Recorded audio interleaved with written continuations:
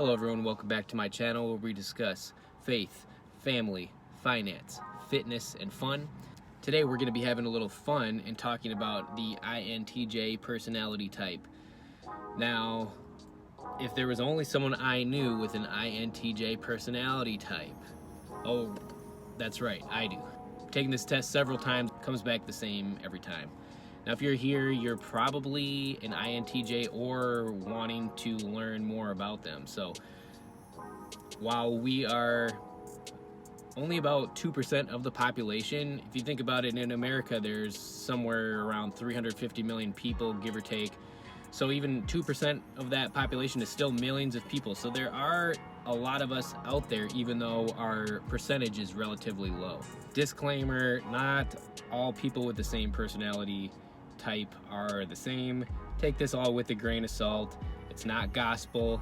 I believe that God created us who we are meant to be, and we are all designed uniquely. This is just a way that kind of helps explain how we're made, how we react to things, and why we have certain behaviors. Energized by getting alone time in and quiet time.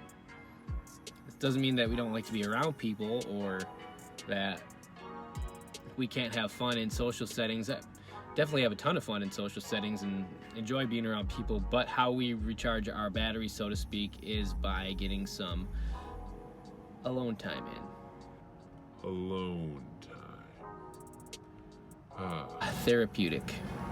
One thing that I have been my whole life is curious, like about how things work, and also a keen observer of people. This one I've been thinking about a little bit lately. I think it just comes down to figuring someone out. Again, it's that curious thing, why something is the way that they are, how somebody works, and also kind of figuring out if this person is like someone you would want in your inner circle or not. Are they a good influence? Are they a bad influence? Are they negative? Are they intelligent? All those things. I'm kind of constantly observing, and it's usually like under the radar too. You wouldn't necessarily know that I'm doing it. Not that I'm trying to spy on you, but I guess it's just something that I do without even thinking about. Another strength of ours when relating to people is like you get pretty good at predicting people's behaviors before they even do them. Like if you hang around somebody long enough, you can kind of predict their behavior before a situation even happens. And I think that's true to an extent of everybody. It seems like sometimes I can see something before someone else can.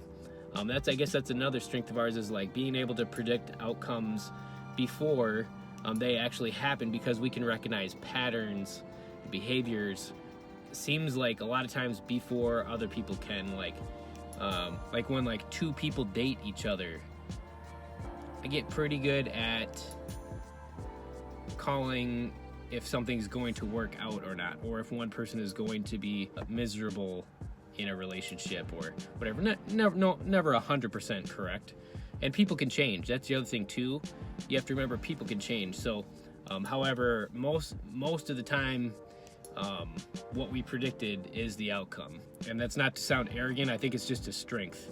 And it kind of just goes along with like, it's the analytical intuition in us that we can kind of sense what's going on even before it happens sometimes. Now, going back to kind of like these social settings, sometimes in certain situations in life, and maybe even I'd say more social situations, I'm kind of touching on a lot of social situations this video, I can feel sometimes, especially I remember like in high school, as more of a spectator than a participant, and kind of like it that way. Again, it's the observer of people and maybe wanting to get involved, maybe not. I'm gonna dip my toe in to see if the water is nice or not. If it is, I might, put my foot in, and if it's not, I'm gonna go somewhere else, because this might not be something that I want to get into.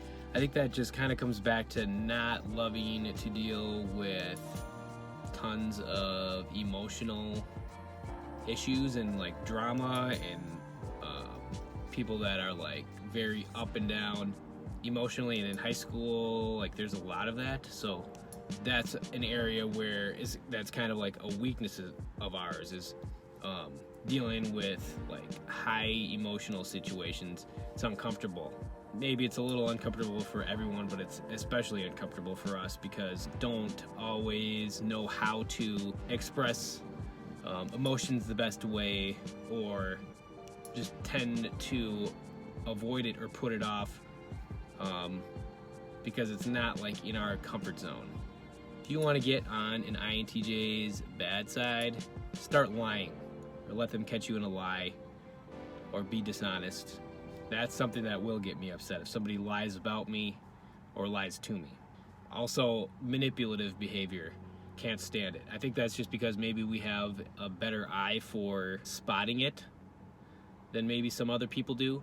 So if you want to not be friends with an INTJ, be manipulative and lie and all this other stuff. I know nobody really likes that, but especially not me. Areas that we need to work on, which I think we are kind of just designed almost to be like the self-improvement because we're very independent. Areas to work on are the emotional expression and tolerance. I have gotten better at that over the years, but continually need to improve. Another area is being a little bit too like over analytical. Sometimes things just need like some action, and I want to like figure out the situation, every aspect of the situation before I jump into it. Sometimes it just needs action instead of thinking about it. Another criticism of us is like sometimes we can come across as arrogant. I think that's for me at least, that's a misunderstanding. I don't think I'm better than anyone, or I definitely don't try to belittle anyone or anything like that. It's just we can be very confident in ourselves and don't necessarily need other people to validate us. So I think sometimes that can be seen as arrogant. I've got called arrogant a couple times in life, not too often though. I try my best to be humble and just appreciate people and realize not everyone's the same, but still be myself and not try to be anybody else. Another common criticism or thing that you would read like in our personality profile is can be clueless in romance sometimes. Now my wife, when I have told her that before, she said, well, you're not clueless in romance at all. You know, we've had really good dates and treated me well, all this and that. But like, I wouldn't say that necessarily came natural to me. I had to learn a lot of that stuff by like reading books and learning through trial and error. I guess just getting some life experience.